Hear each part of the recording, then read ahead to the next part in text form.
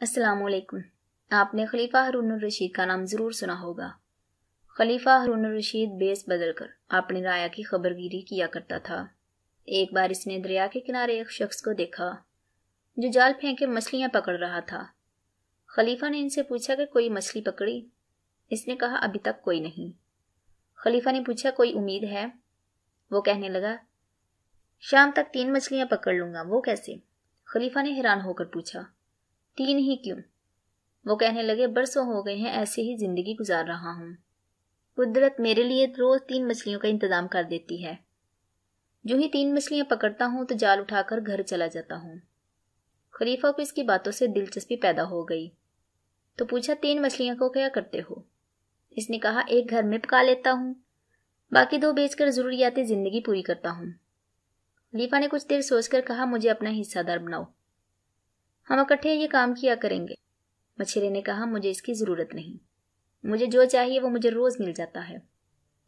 کافی تکرار سے خلیفہ نے اسے راضی کر لیا کہ روزانہ کی 3 مچھلیوں میں سے میرا کوئی حصہ نہیں ہوگا۔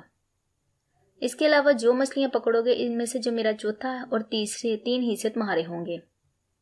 خلیفہ نے نئے سامان اور جال کے لیے مچھیرے کو کچھ سکے دیے اور کہا اگر میں نہ آ سکوں تو مجھے بغداد ملنے آ جانا۔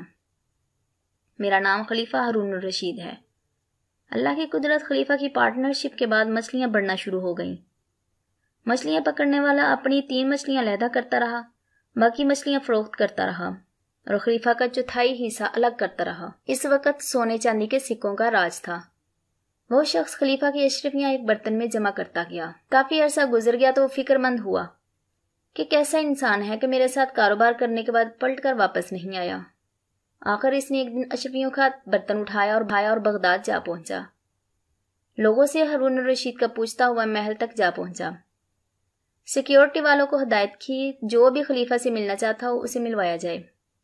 مچھیرا تو خلیفہ کی شان و شوکت اور عظیم الشان دربار دیکھ کر حیران ہو گیا۔ خلیفہ نے اسے پہچان لیا، محبت سے اپنے پاس بٹھایا اور پوچھا کیسے آنا ہوا؟ اس نے سر جھکا کر بتایا آپ کے حصے کا منافع لے کر آیا ہوں۔ خلیفہ بہت خوش ہوا، اس نے اپنا حصہ بھی انعام کے طور پر اس کو دے دیا۔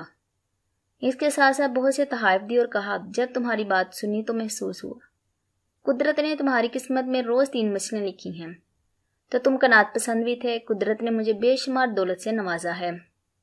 میں نے تیرے ساتھ کاروبار میں اپنی قسمت کا اشتراک کیا تھا، جو برکت آئی وہ مشترکہ قسمت کا نتیجہ ہے۔ اس لیے ہمیں بھی چاہیے کہ ہر کسی کے ساتھ نیکی کرتے رہیں تاکہ ہماری شراکت سے دوسروں کو بہت سا فائدہ ہو۔